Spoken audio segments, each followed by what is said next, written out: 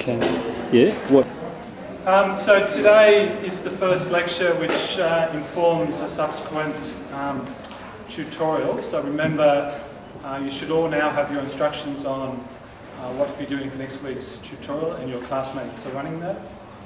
But as will be the case throughout the course, I will try to give some background also to the tutorial topic. So I'll be talking about various aspects of public participation and how it relates to environmental policy and planning. And I also just want to recap some of the things from last week. The general principles, I'll say, of public participation is that communities engaged, involved in developing, putting in place environmental policy are generally going to be much more, those policies are generally going to be much more effective, and there's going to be more buy-in in terms of local communities supporting, adhering to those policies. So I'll briefly review some of the points I touched on last week and didn't have time to cover in detail. And bearing in mind, obviously, there's a very strong connection between what we were talking about last week in terms of public policy, in terms of who can influence the policy process, the role of the bureaucracy, the role of different levels of government, and the whole concept of public participation. So one way to participate is to vote at the ballot box. Another way is to write a letter to your local member. Another way is perhaps to lobby lobby through an NGO or to work in government. I'll talk then about public participation. Then we have a guest speaker, Peter Hodson, who has worked in corporate sustainability issues for a long time. He was involved in the Green Olympics. And he's also worked for the ACT government and now working for business. And Peter Konoski, as I speak, is flying back from Adelaide and hopefully be back in time as well. And if there's time at the end, there's some material he may cover about sustainability and the history of that concept. So just a couple of reminders about the super tutorial structure. And before I forget, can all the people doing Chris McAheeny's course and Reagan, if she's here, just stay at the end, and we'll have a 5-minute meeting at the end trying to work out the clash between his course and my course.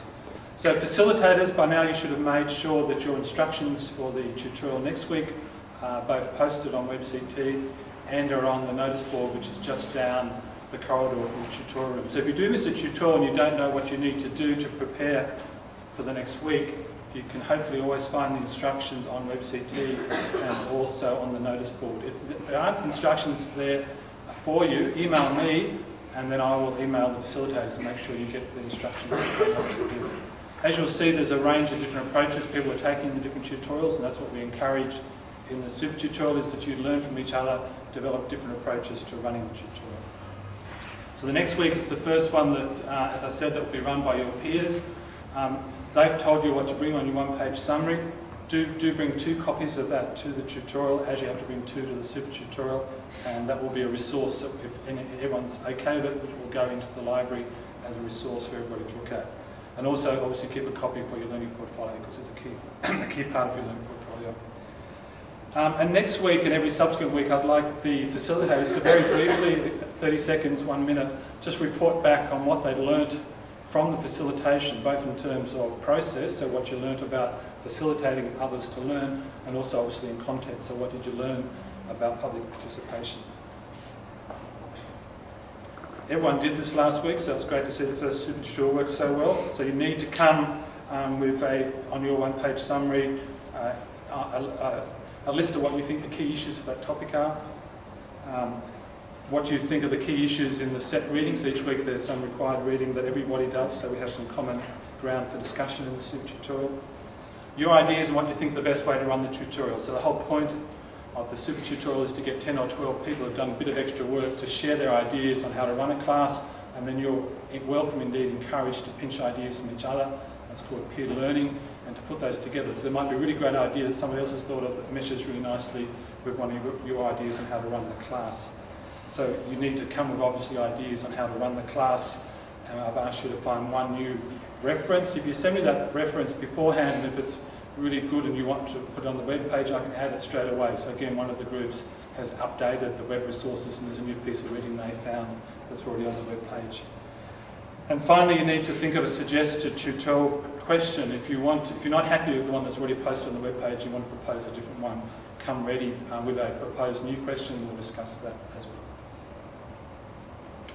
Okay, so just to reiterate one of the more important slides I had on last week, and I'm assuming people would have gone ahead and looked at the slides I didn't talk in detail about last week, and obviously on the webpage as well. And before I forget also that if you miss a lecture, I always put the spare copies of the overheads in the tutorial room, so they're in the STEM time room to pick up. So I talked about how policy development is an interactive process. All these groups are interacting, and it's also an iterative process, so it changes all the time, and it's this constant cycle of learning by doing. So we have the public, that's us involved in environmental policy and planning, but more often we're represented by special interest groups, increasingly the role of non-government organisations. I mentioned last week how after feeling they had been outsmarted by environmental groups, that industry got quite active and organised into lobby groups as well in the 70s in the States and probably in the 80s in Australia. We have bureaucrats, so people who work in government. Often bureaucrat is used as a sort of semi-derogative word, but it's a descriptive word of where many of you people probably end up working for administrators in government. And then finally we have politicians, and I made the warning last week that don't just talk about the government if you're writing in an Australian context. Be very aware of the three different spheres of Australian government. Many people use the word spheres rather than tiers because they think tiers is very hierarchical, and each of those three spheres, local, state and federal, has an important role to play and different capacity to influence environmental outcomes. So when you're thinking about what's the right policy for a particular issue and who's going to put it in place, you need to think about the capacities of different levels of government. So local government in Australia has a really important role in terms of on-ground, land, environmental management, and that often gets forgotten. Point also I didn't have time to elaborate on, but it's important for you to remember, is that the public service is very large and diverse. Some people talk about individuals having huge abilities. So there was quite an influential book written in the early 90s by Michael Pusey, who talked about the sort of, he argued that a group of economists, all trained, many trained at the ANU, had basically taken over the public service with a right-wing agenda, and he gave these people a great lot of agency, saying they had a real great capacity to change government. And I think there's a very strong element of truth in that. But also, not everyone in the public service has a huge amount of power. So if you're a clerk on a desk at the motor registry in Dixon, you probably don't have a huge amount of capacity to change how the government runs transport policy. So there's different capacity for people in government to change things. There's also a lot of different conflict between what happens within government. So Pusey goes on to talk about, as I said, how the public debate has been hijacked, in his opinion, by those who weigh things up economically. And they have no or very poor idea of the concept of the community and the environment, so unable to consider the impact of various policies on each other. So this is a call for a more holistic approach to policy development, and arguing that we shouldn't be assessing everything purely in terms of economic levels.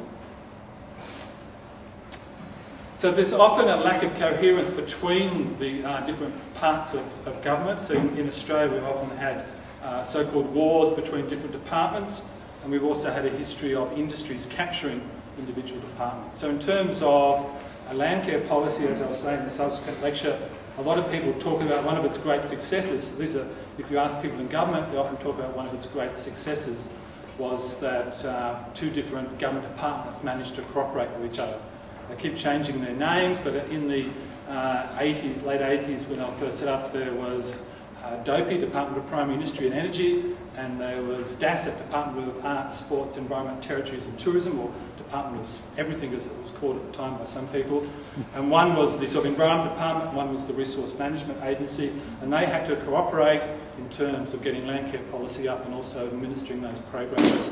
And but there's often this tension between different departments.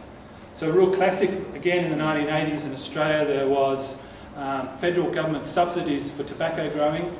So the Agricultural Department was encouraging tobacco growing, whereas the Health Department was obviously trying to stop tobacco use.